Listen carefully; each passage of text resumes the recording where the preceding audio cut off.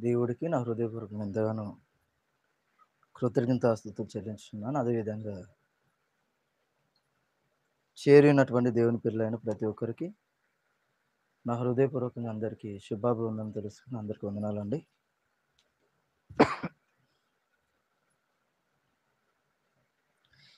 ఈరోజు చిన్న అంశాన్ని చూసుకొని ముగించేసుకుందాం. నార్మల్‌గా యేసు ప్రభుల వారు భూమి మీద నటయాడిన సందర్భాలు మనందరికి తెలుసు.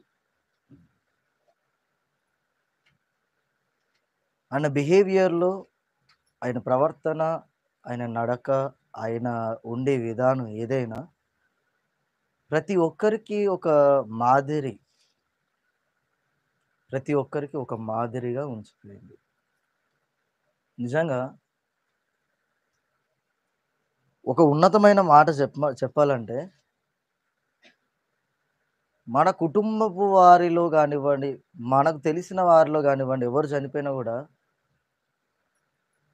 మాక్సిమంగా లేదంటే దాదాపుగా మనం కొన్ని సంవత్సరాల వరకే జ్ఞాపకం చేసుకుంటాం. మొత్తానికి జెప్పాలన్నా గూడా మనం బతికున్నంత వరకే జ్ఞాపకం చేసుకుంటాం. ఇది ఫైనల్ ఇది. కానీ యేసుక్రీస్తు వారి జీవితం అనేది ఆయన మరణించిన జీవితం ఇది 2024. అంటే ఈ సంవత్సరం వరకు కూడా ఆయన జీవితాన్ని మనం ఇంతగా ధ్యానిస్తున్నాం అంటే ఎంత గొప్ప జీవితం అది. ఓ శాస్త్రవేత్తకు దక్కని ఘనత. అవునా? ఒక పాఠాన్ని నేర్పించే వారికి దక్కని ఘనత. ఓ వైద్యాన్ని అందించిన వారికి దక్కని ఘనత. గిన్నిస్ రికార్డ్ బుక్‌లో పేరు రాసే వారికి గూడా దక్కని ఘనత. అంబానీకి దక్కని ఘనత, పేదోనికి దక్కని ఘనత. ఎవ్వరికి రాని ఘనత చెప్పాలంటే ఒకే ఒక్కరికి యేసు ప్రభు వారికి నిజంగా మీరు చెప్తే నమ్ముతారో నమ్మరో గానివ్వండి.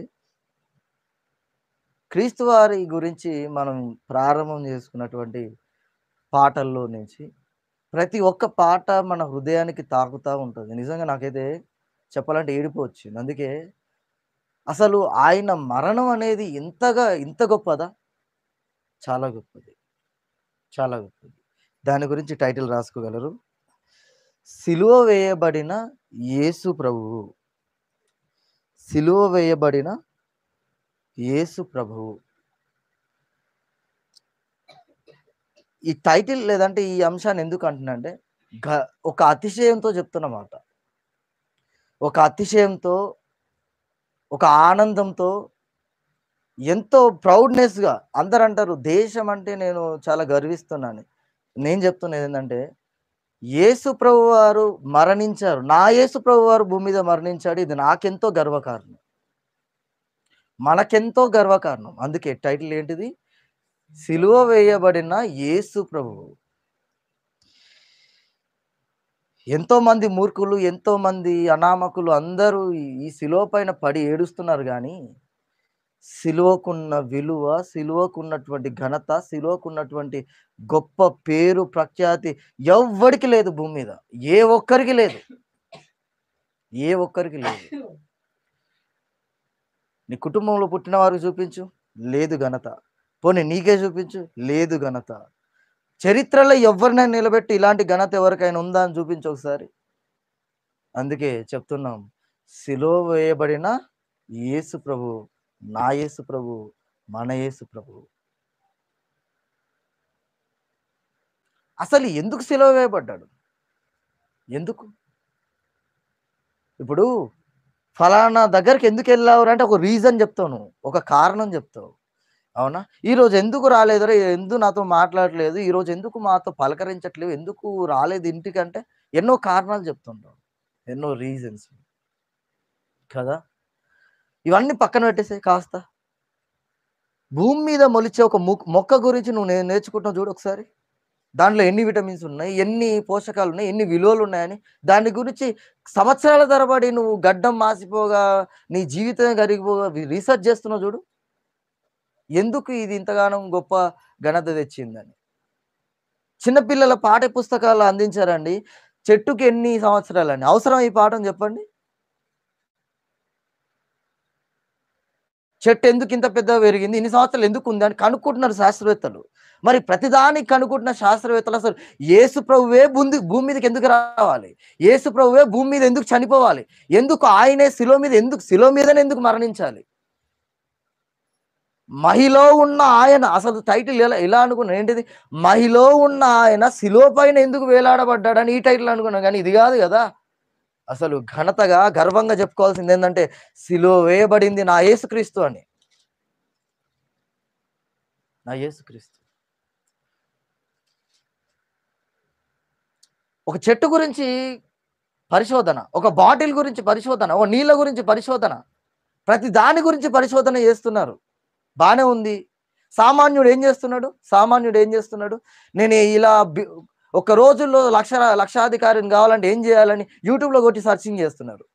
వంటలు ఎలా చేయాలో యూట్యూబ్‌లో కొట్టి సెర్చింగ్ చేస్తున్నారు. ఇంత జ్ఞానం పెరిగిన పెద్ద మనుషులందరికీ నేను ఒక ప్రశ్న అడుగుతున్నాను. మరి ఇన్ని చిన్న చిన్న విషయాలు యూట్యూబ్‌లో సెర్చ్ చేస్తున్నావు. మరి నీకొచ్చిన డౌట్ యేసు ప్రభువే ఎందుకు సిలువ వేయబడ్డాడని బైబిల్ ఎప్పుడైనా ఒకసారి నువ్వు పరిశోధించావా? క్వెషనింగ్ చేసావా? చదివావా? లేదే. నువ్వు పరిశోధించవు, నేర్చుకోవు, చదవవు. పైకొచ్చి ఏమంటావు? 3 మేకులే గదా అంటావు నువ్వు. బయటకొచ్చి నువ్వేమంటావు? శిలువ మీద వేయబడిన ఆయన నిజంగా దేవుడెలా అయితాడని నువ్వే అంటావు. మమ్మల్ని అడుగు ఒకసారి చెప్తాం. ఆయనే ఎందుకు దేవుడు గావాలి? ఆయనే ఎందుకు శిలువ మీద మరణించాలి? ఈరోజు ఉదయాన్నే ప్రయాణం అవుతున్నప్పుడు నాకు హైలైట్ తగిలింది స్టేటస్‌లో. ముగ్గురు వ్యక్తుల్లో నుంచి ఈ వ్యక్తి నుంచి ఒక పాము, ఈ వ్యక్తి నుంచి ఒక పాము, ఈ వ్యక్తి నుంచి ఒక పాము. డిజైన్ లేండి నిజం గాదది. ముగ్గురు వ్యక్తుల నాలుకల నుంచి ఒకటే పాము చూపిచ్చాడు. కిందేం రాసాడో తెలుసా? అత్యంత భయంకరమైన పూరితమైనదేందంటే మనిషి నాలుక అని ఇచ్చాడు కింద. హైలైట్ సెంటెన్స్ అది. అంటే నోటికొచ్చిందల్లా యేసుప్రభు గురించి వాగేస్తే సరిపోదది. నీకు నోటికొచ్చిందల్లా యేసుక్రీస్తు వారి గురించి వాగేస్తే సరిపోదు. నిజమేంటిది? దాని కోణం ఏంటిది? దాని అర్థం ఏంటిది? ఆలోచించండి. ఈరోజు మనం ఆలోచిస్తున్నామే గానీ, కొన్ని వేల సంవత్సరాల క్రితం హేబేలు గారి దగ్గర ప్రారంభమైందండి యేసుక్రీస్తు వారి గురించి ఎదురుచూపులు. ఎక్కడి నుంచి? హేబేలు గారి దగ్గర నుంచి. హేబేలు గారి దగ్గర నుంచి యేసుప్రభు వారి గురించి ఎదురుచూపులు మొదలుపెడితే, ప్రారంభమైతే ఇప్పటి వరకు మనం ఆయన గురించే ఆలోచిస్తున్నాం. వాళ్ళు ఎదురు చూస్తారు. మనం ఏం చేస్తున్నాం? ఆలోచిస్తున్నాం. ఎంతో మంది ఆశలండి అసలు యేసు ప్రభు ఈరోజు మనం అనుకోవచ్చు, ఈరోజే ఎందుకు కూర్చోవాలి? ఆదివారం కూర్చునేటోళ్ళం ఈరోజు ఎందుకు కూర్చోవాలంటే, ఎంతో మంది కలలు, ఎంతో మంది త్యాగాలు, ఎంతో మంది ఎదురుచూపులు. మీరు నమ్ముతారో నమ్మరో వేశ్య కూడా. వ్యభిచారి కూడానా? అవును. వేశ్యలు ఎదురు చూసారు, నరాంతకులు ఎదురు చూసారు, దొంగతనం చేసేవారు ఎదురు చూసారు, భక్తుల సైతం ఎదురు చూసారంటే ఎంత అవసరం ఉంది యేసుప్రభు వారితో? ఎందుకు గొప్పవారే ఎదురు చూడాలి, వీళ్ళెందుకు ఎదురు చూసారని మీరంటారేమో. ఒక రోజు నువ్వు తప్పు చేసిన తర్వాత బయటికెళ్ళి ఒక గోదావరిలో మునిగి నా పాపం పోవాలని నువ్వు అంటే పోదది. ఓ రోజు నీ ఇంటికి ఆవుని తీసుకొనొచ్చి తలకాయని, మెడకాయని కోసేసి నువ్వేదో రక్తాన్ని జల్లి నా పాపం పరిహారింపబడింది. ఇగ నాకే దోషం లేదని నువ్వంటే ఆ దోషం పోదు. పోదు. నీ ఇల్లు కట్టుకున్నప్పుడు మేకను బలించి ఇంటింటికి తిరిగి, నీ ఇంటి చుట్టూ తిరిగి ఆ రక్తం మరకలు అంటిస్తే నీ ఇంటికేదో రక్షణ రాదు. రాదు. నీ చేతికి తాడు కట్టుకుంటే రాదు ధైర్యం. శక్తి రాదు. నీ కాళ్ళు కొంతమందికి దిష్టి తగులుతారని కాళ్ళు కట్టుకుంటారు. అది గాదు. ఇవన్నిటికి మించినది ఎవరు? ఎందుకొచ్చాడాయన అంటే, వీటన్నిటికి మించినదే ఉంది. ఆయన రక్తం, రక్త ప్రోక్షణ. ప్రోక్షణ. నీ చేతికున్న వాచ్‌ని అడుగు ఎందుకున్నావంటే, విలువైంది గాబట్టి అంటది. అవునా? మరి యేసు ప్రభువారి రక్తం భూమి మీదే ఎందుకు చిందింపబడిందంటే అది విలువైన రక్తం. నిన్ను నన్ను కడగబడడానికి, కడగజేయడానికి, ఇదిగో మనల్ని కడిగి శుద్ధులుగా చేయడానికి చిందింపబడింది ఆయన రక్తం. చిందింపబడింది. శిలువ మీదనే ఎందుకు చిందించాలసలు? సామాన్యంగా కొరడాలతో కొట్టారు గదా! సరిపోలేదా? రక్తం చిందించబడింది గదా! అంటే అది గాదు గదా అసలు. అసలు శిలువ మీదనే ఎందుకు మరణించాలి? తలకాయతో శిరశ్ఛేదనం చేసిన వారున్నారు. ఒకటే పాయింట్.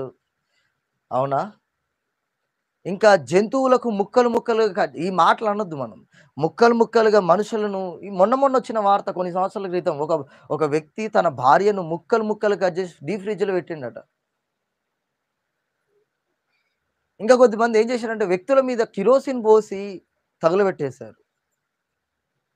ఇంకా కొద్దిమంది వ్యక్తులు ఏం చేశారు ముక్కలు ముక్కలు చేసి జంతువులకు పారేశారు. అలాంటిదా ఆయన శరీరం? కాదు. ఇది ఎవరి ప్రణాళిక అంటే సాక్షాత్తు దేవుని ప్రణాళిక. నువ్వు అనుకోవచ్చు. నువ్వేమనుకోవచ్చు ఈరోజు చంపేసి ఇది ఇది అనుకుంటావు గానీ, దేవుని ప్రణాళిక ఏమై ఉందంటే, ఇదిగో మనుష్య కుమారుడు భూమి మీదికి రావాలి, ఇలా ఉండాలి, ఇలా బ్రతకాలని లేఖనాల్లో రాయించాడు గాబట్టి, లేఖనాలలో ఉన్నది ఉన్నట్టుగానే తన జీవితంలో జరగాలి. జరగాలి. ఓకే. ఇది బానే ఉంది.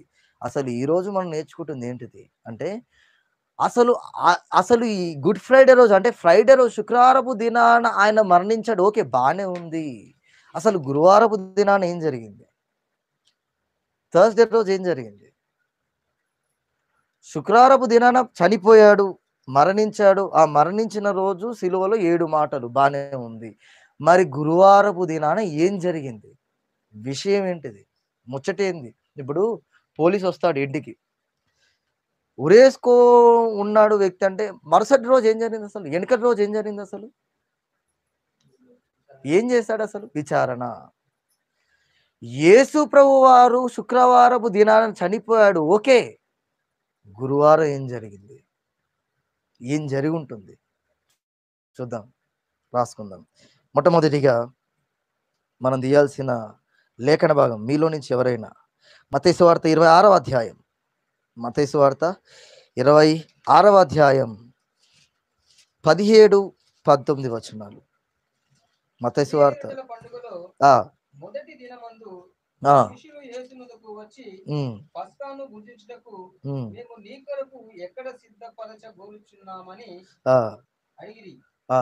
అందుకు ఆయన, మీరు పట్టణమందున్న ఫలాని మనుషుని యొద్దకు వెళ్ళి, నా కాలము సమీపమై ఉన్నది, నా శిష్యులతో కూడా ఈ ఇంట పస్కాను ఆచరించదనని బోధకుడు చెప్పుచున్నాడని అతనితో చెప్పబడెను. ఈ మాట చెప్తున్నప్పుడు అప్పటికి సమయం ఏందంటే సూర్యాస్తమయం.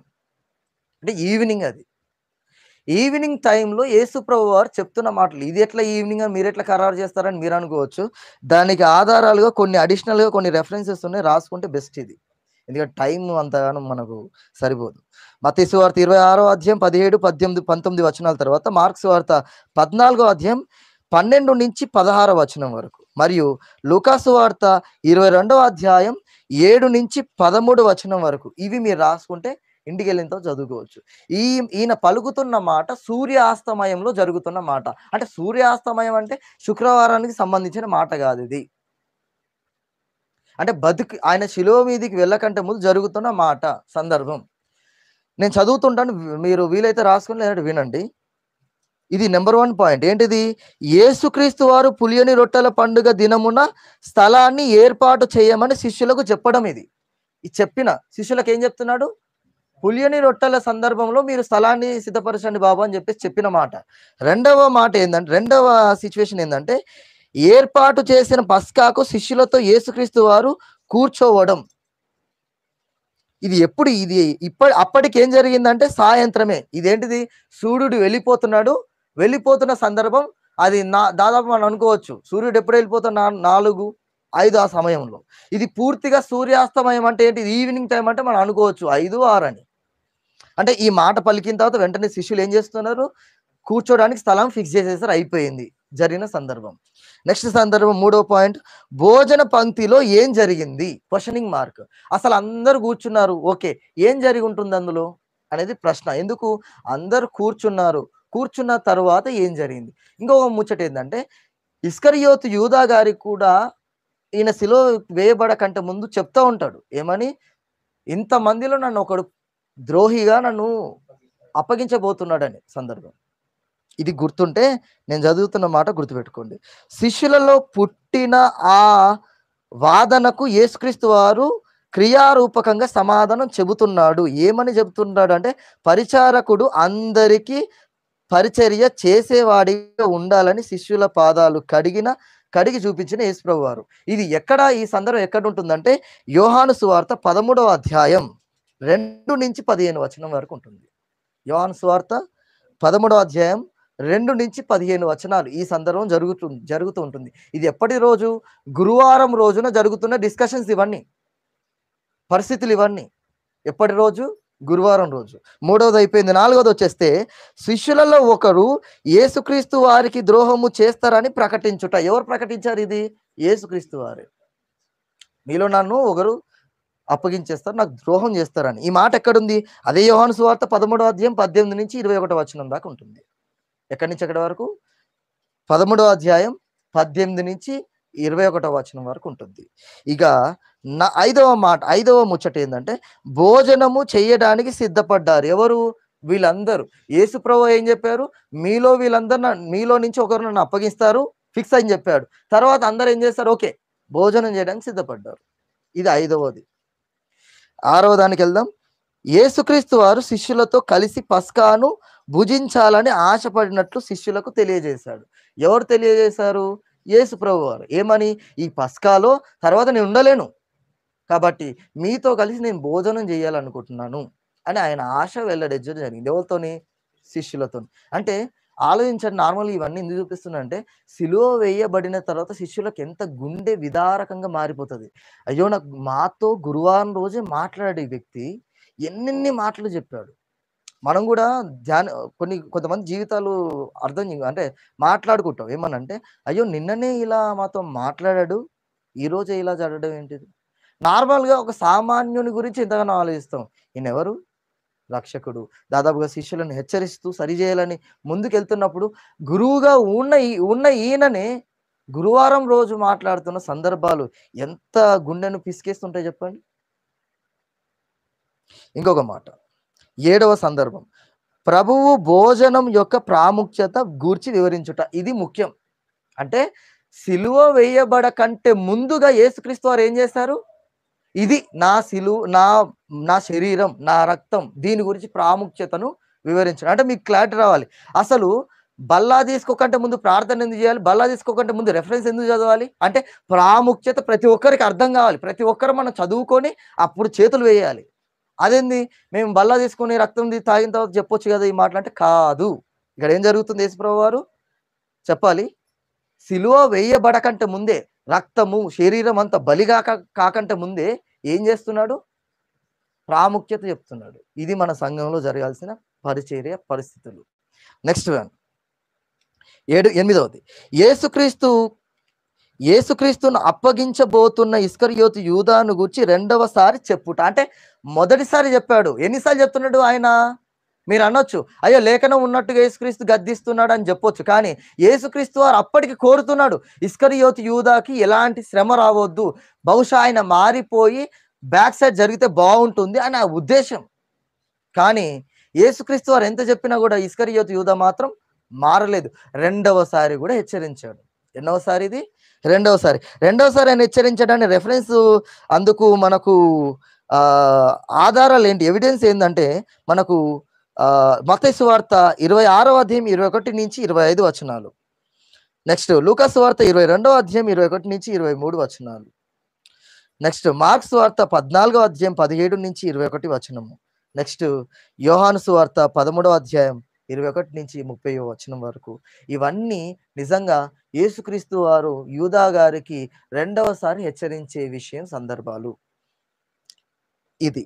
అయితే నెక్స్ట్ దాదాపు ఇవన్నీ ఇలా చెప్పుకుంటూ పోతే మీరు షాక్ అవుతారు. ఆ గురువారపు దినాన దాదాపు ఎన్ని సందర్భాలు జరిగినాయి నరేష్? నువ్వు ఇట్లా చదువుకుంటూ పోతే మాకు అర్థం కాదు కదా, మీరు అనొచ్చు. దాదాపు 46 సందర్భాలు జరిగినాయి. ఎన్ని సందర్భాలు? 46. కేవలం ఏ దినము? గురువారపు దినం. చూసారా? మీరు అనొచ్చు శుక్రవారపు దినాన ప్రాముఖ్యత ఇంతే అనుకోవచ్చు. గురువారంకి వెళ్ళండి, తలకై తడిసిపోతుంది, తలకై మోపడైపోద్ది.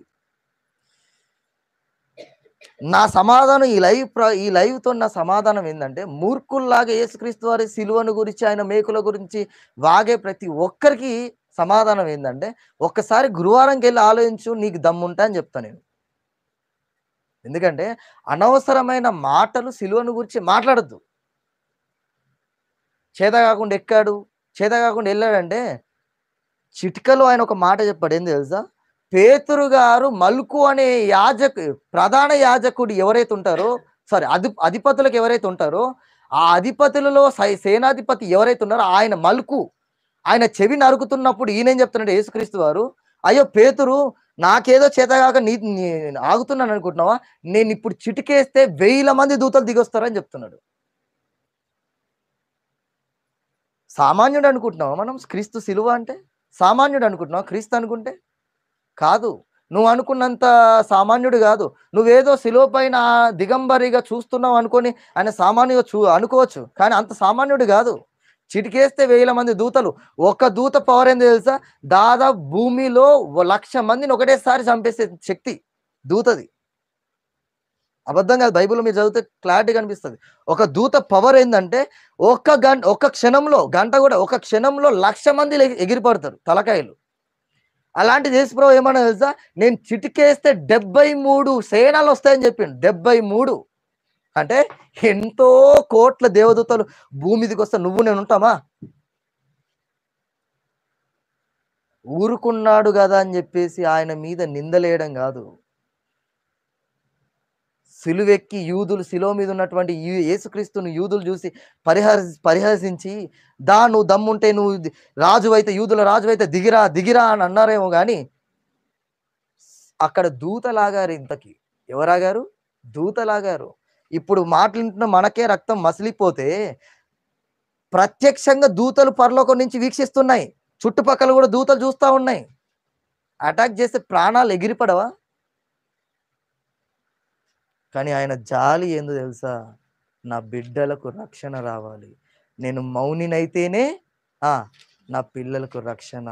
నేను ఇదిగో శిలువ మీద వేలాడి ప్రభువా నేను అరిస్తేనే నా పిల్లలకు, లేదా భూమి మీద ఉన్న ప్రతి ఒక్కరికి రక్షణ. నా రక్తాన్ని చిందిస్తేనే మరొకడు రక్షింపబడతాడు. మరొకడంటే ఒకరు కాదు, 1000 కోట్ల మంది. ఇప్పుడు చెప్పండి, శిలువ సామాన్యమైందా? ఊరుకున్నాడా? మౌని అయిపోయాడా? అది అంటే ఆయన మౌనిగా ఉండడానికి కారణం ఏంటంటే, అరుస్తూ నిందలేస్తున్న వాటి కోసం కూడా ఆయన ఏం చేస్తున్నాడు? నువ్వు అరువు, నా మీద నిందలేయి, అని నీకోసం నేను రక్తాన్ని చిందిస్తాను. నేను నిన్ను ప్రేమిస్తాను. నువ్వు నన్ను ఎన్ని తిట్టినా, నువ్వు నా మీద ఎన్ని నిందలేసినా, మనం కూడా నిందలేసిన వారే ఒక రోజు మన జీవితం అలాగే కదా, అవునా కదా? మనం ఎన్నెన్ని అనుకోలే యేసుప్రభు వారి గురించి, ఎన్నెన్నో అనుకున్నాం. అక్షరాల గురువారపు దినాన 46 సందర్భాలు జరిగాయి ఆయన జీవితంలో. 46 సందర్భాలు. శిలువ మీదకి వెళ్ళకంటే ముందు, శుక్రవారపు దినం కంటే ముందు, గురువారపు దినాన ఆయన జీవితంలో 46 సందర్భాలు. ఒకటా రెండా? 46 సందర్భాలు. చరిత్ర నడుగు, సిలువ సామాన్యమైందా అని. సిలువే చెప్తుంది, సామాన్యుడు కాదు ఆయన, ఘనుడే నా మీద వచ్చి వేలాడని చెప్తుంది సిలువ. నేల నడుగు ఒకసారి, పులికింతలతో చెప్తుంటది, ఆయన రక్తం నన్ను తాకింది అని. నోరు ఉంది కదా అని, ఫోన్ ఉంది కదా అని, లైవ్ ఉంది కదా అని, యూట్యూబ్ ఉంది కదా అని, ఛానల్ ఉంది కదా అని, ఏది పడితే అది వాగేస్తే ఆయన సిలువ సామాన్యమైనది కాదు. కాదు. కాబట్టి సిలువ వేయబడింది సామాన్యుడు కానే కాదు. ఈ సందర్భం ఎక్కడ జరిగిందో చూసుకొని ముగించేసుకుంది. ఇంకా డిస్కషన్, నో మోర్ డిస్కషన్స్. లూకా సువార్త 27 మత్తయి సువార్త క్షమించండి, 27 అధ్యాయం 27:31 వచనం. 27:31 ముగించేసుకుందాం. 27 అధ్యాయం 31 వచనం.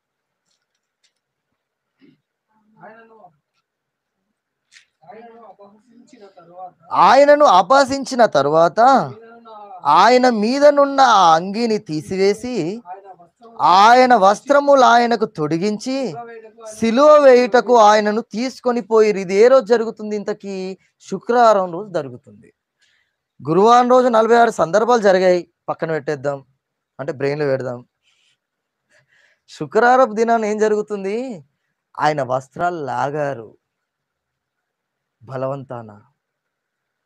ఏమండి, ఒక మాట అడుగుతాను, మన పక్కనోడు మన కాలర్ పడితేనే రోషం ఎగిసి పడుతుంది. కాలర్ కాదు కదా, వస్త్రాలు లాగి పడేశారు ప్రేమైన వాళ్ళు, లాగి పడేశారు.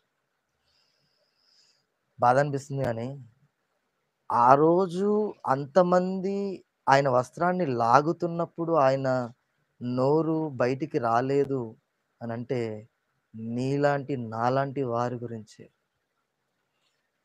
ఆయన ఆ రోజు అంత కష్టాలు పడ్డాడు కేవలం నీ రక్షణ, నా రక్షణ గురించి. ఇంకా పాపం చేస్తూ ఎందుకు ఆయన సిలువకు, ఆయన త్యాగానికి విలువ లేకుండా చేస్తుంది చెప్పండి.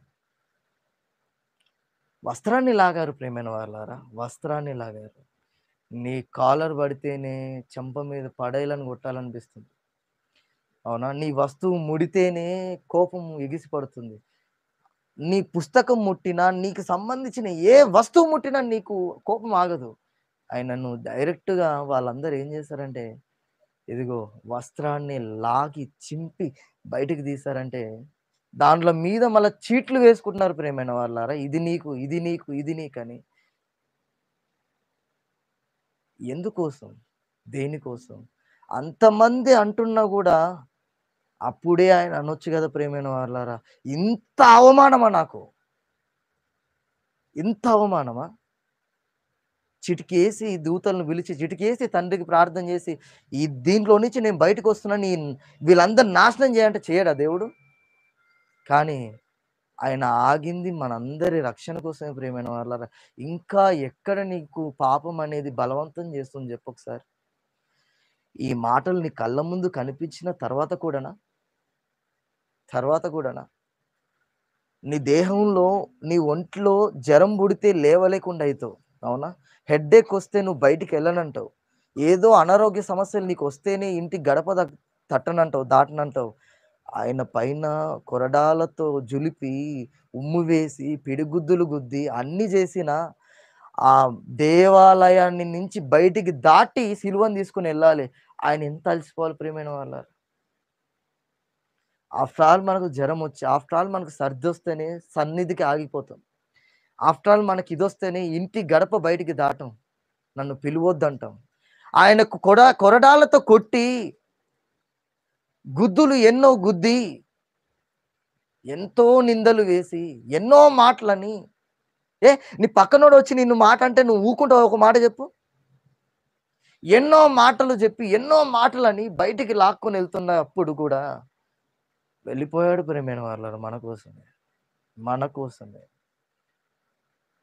చెప్పండి, ఈరోజు ఎంతమంది రక్షింపబడుతున్నారు చూడండి. నిజంగా ఆయన త్యాగాన్ని వర్ణించడం అంటే సామాన్యమైన మాట కాదు.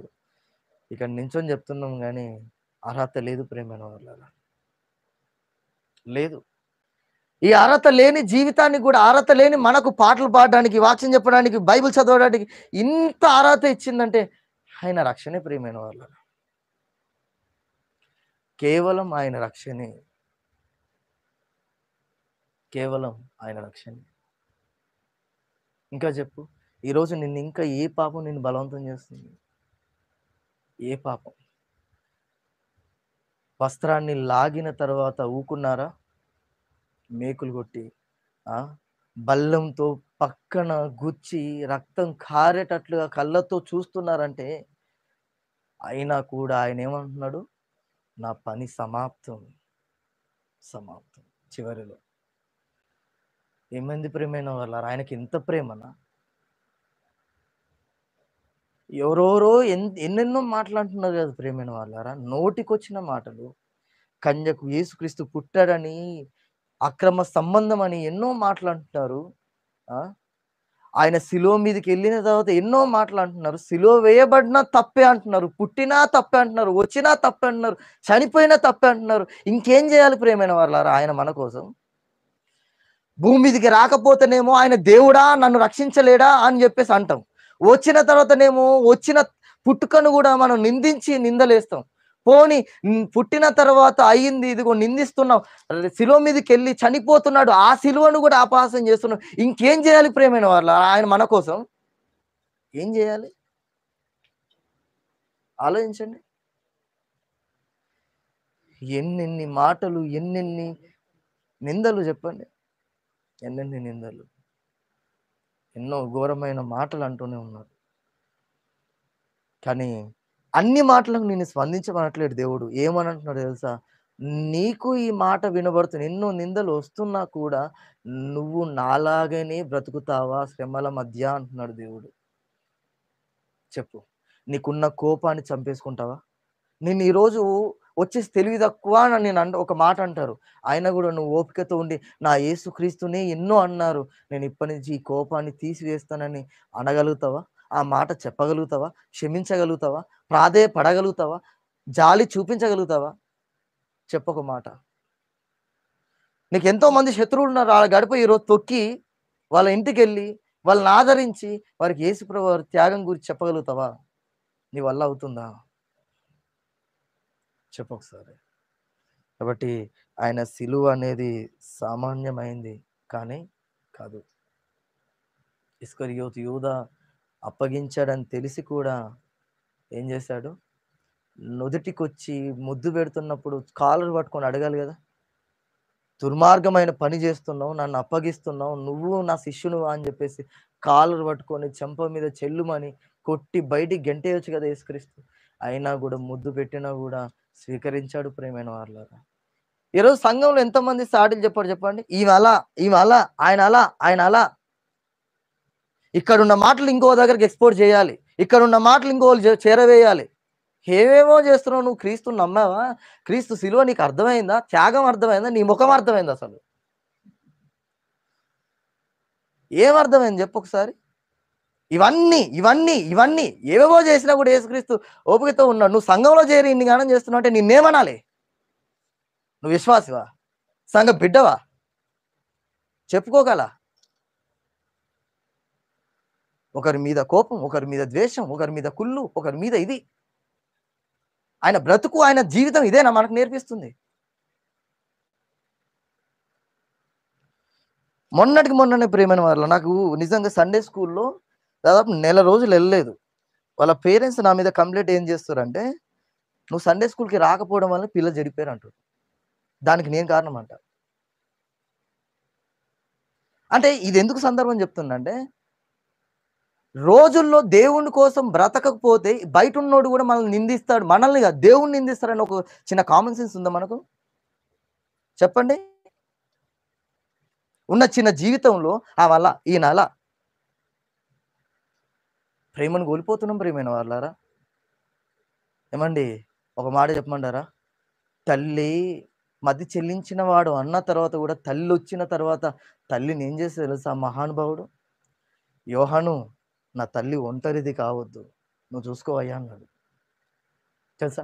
అంత గొప్ప ప్రేమ ఆయనది. ప్రేమ. ఎంతోమంది నిందించిన తల్లే కాదన్నా, తమ్ముళ్ళే కాదన్నా, ఎవరు ఎంతమంది కాదన్నా గూడా చివరిలో వెళ్తూ, వెళ్తూ అంటున్నాడు, యోహాను నా తల్లి జాగ్రత్త అంటున్నాడు. నువ్వు ఇదేనా సిలువలో నేర్చుకుంటున్న ప్రేమ? నీకిదేనా వచ్చింది జాలి, కరుణ? ఈరోజు వింటామండి. వినిన తర్వాత ఏం జేస్తున్నాం మనం అసలు? మన ఇష్టం వచ్చిన పద్ధతులు గదా! దయతో ఆయన సిలువ త్యాగాన్ని వ్యర్థం జేయకండి ప్రియమైన వాళ్ళారా. ప్రారంభంలో జెప్పాను. నా యేసు సిలువ వేయబడ్డాడు. నేను గర్వంగా ఫీల్ అవుతున్నానని. కానీ అంతే గర్వపడాలి యేసు ప్రభువారు నిన్ను నన్ను జూసి. నిన్ను నన్ను జూసి ఏం జేయాలి? అంతే గర్వపడాలి. కానీ మన బ్రతుకులు జూసి మొఖాన చాటున వేసుకొని, మొఖం చాటేసుకొని ఏడుస్తున్నాడంటే ఏంటి అర్థం ఏంటిది? బైబిల్‌లో ఉంది ప్రియమైన వాళ్ళారా, పాత నిబంధనలో మీ క్రియలు, మీ అతిక్రమ క్రియలను, మీ పాప పనులు చూసి నేను చాటున కూర్చొని ఏడుస్తున్నాను అంటున్నాడు. తండ్రి అయిన దేవుడు. చాటున కూర్చొని. నువ్వు నేనేమో యేసుప్రభు వారు సిలువ వేయబడ్డందుకు మనం గర్వంగా ఫీల్ అవుతున్నప్పుడు, మన బ్రతుకులు చూసి కూడా ఆయన గర్వంగా ఫీల్ కావాలి గదా! వద్దు ప్రియమైన వాళ్ళారా, చిన్న జీవితం. చిన్నది చిన్న జీవితం. ఈ చిన్న జీవిత కాలంలో ఆయన కోసం బ్రతకడం నేర్చుకుందాం. సిలువ అనేది సామాన్యం కానే కాదు. మీరందరూ చెప్తే నేను కూడా సంతోషిస్తా. సిలువ అనేది సామాన్యం కానే కాదు. ఎంతమంది సమాజంలో అంటున్నా కూడా నా యేసుక్రీస్తు గొప్ప, ఆ సిలువ గొప్ప. కాబట్టి ఈ మాటలు మనందరం దృష్టిలో పెట్టుకొని, ఈ మాటల ప్రకారం బ్రతుకుదాం, జీవిద్దాం. ఈ మాటలు ముగించేస్తున్నాం. ప్రార్థన చేసుకుందాం. ప్రార్థన.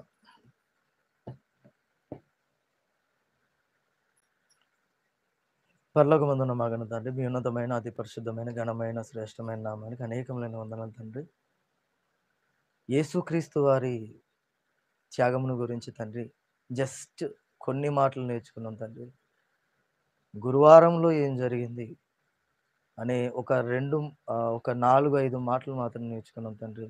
మీ కృప చూపిస్తే తండ్రి ఆ 46 సంగతులు తండ్రి ఎప్పుడైనా మీ జాలి చూపిస్తే ఆ మాటలు ధ్యానించుటకు శక్తి సామర్థ్యం అనుగ్రహించమని, ఇదిగో నాయన ఈ సందర్భంలో తండ్రి మీ కుమారుడు అర్పించినటువంటి తండ్రి ఇదిగో నాయన ఆయన రక్తం, ఆయన శిలువ త్యాగం వ్యర్థం కానే కాదు, చాలా గొప్పది అనేది చిన్ని మాటలు నేను చూసుకున్నాను గానీ, రెఫరెన్స్ ప్రకారంగా తండ్రి ప్రతి ఒక్కరూ ధ్యానించి సమాజం అంటున్న మాటలు పట్టించకుండా తండ్రి, సమాజానికే మా బ్రతుకుల్లో యేసుక్రీస్తు అంటే బ్రతికే ఉన్నాడని చూపించేంత గొప్ప ధైర్యాన్ని మా అందరికి అనుగ్రహించండి. యేసుక్రీస్తు వారు మాలోనే బ్రతికున్నాడు నాయన.